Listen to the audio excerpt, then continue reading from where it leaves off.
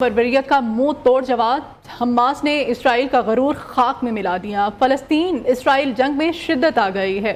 حملے دوسرے روز بھی جاری ہیں۔ حماس کے بعد حزب اللہ اور الفتح بھی میدان میں آ گئے ہیں۔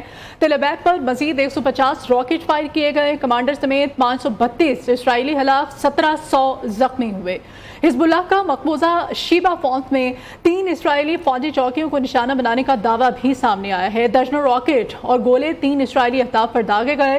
مقصد حماس کے ساتھ اظہار یکجہتی ہے۔ ترجمان حزب اللہ کا بیان۔ غیر ملکی میڈیا کے مطابق کل سے اب تک غزہ سے اسرائیل پر 7000 سے زائد راکٹ فائر کیے جا چکے ہیں۔ حماس کا اسرائیل پر تاریخ کا سب سے بڑا حملہ ہے۔ مجاہدین نے بری، بحری اور فضائی تینوں طرف سے حملہ کیا۔ حماس نے 57 صہیونی فوجیوں کو قیدی بھی بنا لیا۔ کئی ٹینکس تباہ کر دیے۔ متعدد اسرائیلی فوجی گاڑیوں پر قبضے کر لیے۔ متعدد اسرائیلی فوجی اور شہری یرغمالی ہیں۔ ترجمان حماس نے اسرائیل کو خبردار کر دیا ہے۔ حماس کے ترجمان ابو عبیدہ کا کہنا ہے، درجنوں سے کہیں زیادہ اسرائیلی اہلکار اور فوجی ہمارے قبضے میں ہیں۔ اسرائیلی یرغمالیوں کو پوری غزہ کی پٹی میں پھیلا دیا ہے۔ اسرائیلی حملوں میں یرغمالیوں کو نقصان ہو سکتا ہے۔ اسرائیل سے کہتے ہیں وہ اپنے اقدامات پر نظر ثانی کرے۔ حماس ترجمان نے دعویٰ کیا کہ آپریشن باقاعدہ منصوبہ بندی کے ساتھ کیا گیا۔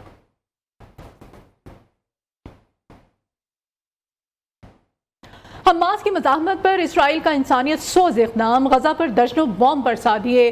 رہائشی غزہ کو اسرائیل کی جانب سے فراہم کی جانے والی فیول، اشیاء اور بجلی کی سپلائی معطل کر دی۔ اسرائیلی حملے میں 480 فلسطینی شہید اور 1900 سے زائد زخمی ہو گئے ہیں۔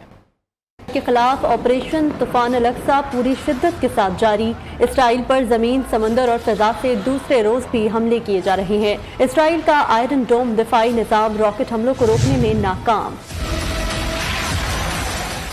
حماس کے ساتھ جھڑپ میں سینئر اسرائیلی کمانڈر ہلاک ہو گیا۔ جوناتھن سٹینبرگ مارے جانے والے سب سے سینئر افسروں میں سے ایک تھا۔ حماس کے مجاہدین نے بزدلی کا نشان ثابت ہونے والے درجنوں اسرائیلی فوجیوں کو قیدی بنا لیا۔ فوجیوں سے ٹینکس بھی چھین کر نظر آتش کر دیے۔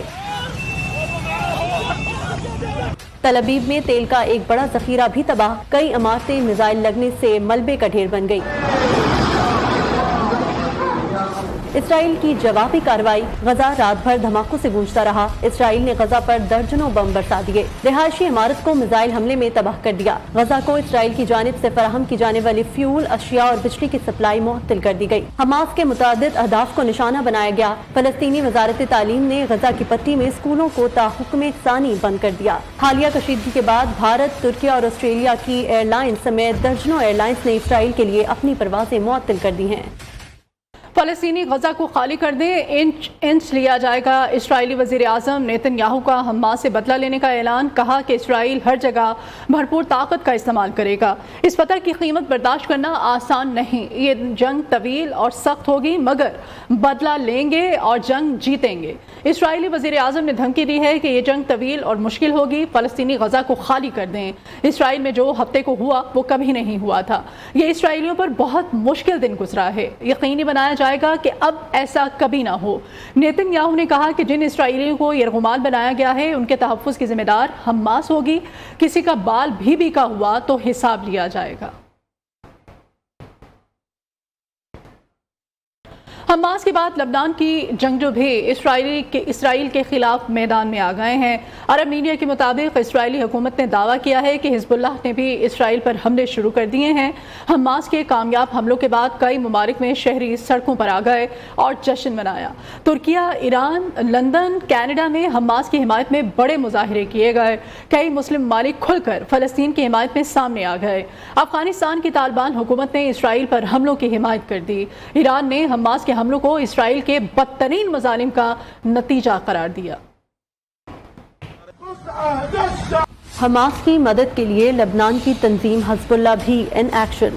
حزب اللہ نے بھی اسرائیل پر حملے شروع کر دیے ہیں۔ عرب میڈیا کے مطابق اسرائیلی حکومت نے یہ دعویٰ کیا ہے۔ اسرائیل کا غرور خاک میں ملانے پر کئی ممالک میں شہری حماس کی حمایت میں سڑکوں پر آ گئے۔ ترکیہ کی مسجد فاتح کے سامنے ہزاروں افراد جمع ہوئے اور فلسطین کے حق میں نعرے لگائے۔ ایرانی حکومت نے کھل کر حماس کے حملے کی حمایت کی اور اسرائیلی مظالم کو حملوں کی بنیادی وجہ قرار دیا۔ تہران کے فلسطین سکوائر میں عوام کی بڑی تعداد نے آتش بازی کی اور حماس کے بہادر جنگجوؤں کے ساتھ اظہار یکجہتی کیا۔ भी हमास के सपोर्टर्स गलियों में निकल आए और मुस्लिम मुजाहिदों की हौसला अफजाई की। कनाडा में भी मजलूम फलस्तीनियों के हिमायती फलस्तीनी परचम उठाए सड़कों पर आ गए।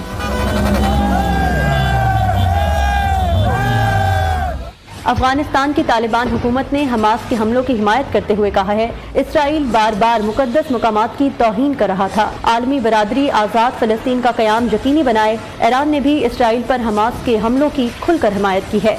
हमास की बमबारी को इसराइली मज़ालिम की वजह करार दे दिया। सलामती काउंसिल का हंगामी इजलास आज होगा। अक़वाम मुत्तहिदा की सलामती काउंसिल की सदारत रमामा ब्राज़ील ने संभाल ली है।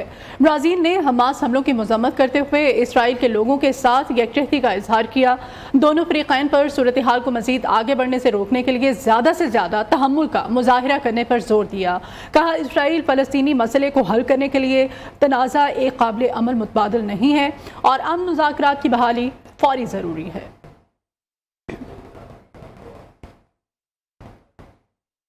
मस्जिद अक्सा में लाखों फ़लस्तीनी जमा हुए। फ़लस्तीनी फ़तह और हमास की कामयाबी की दुआएं मांगी गईं। आपको बताएं कि मस्जिद अक्सा में लाखों की तादाद में फ़लस्तीनी जमा हुए। इस वक्त मनाजिर भी आपको मस्जिद अक्सा के दिखाए जा रहे हैं न्यूज़ की स्क्रीन पर, जहां पर कि लाखों की तादाद में फ़लस्तीनी जमा हुए, फ़लस्तीनी फ़तह और हमास की कामयाबी की दुआएं करते रहे।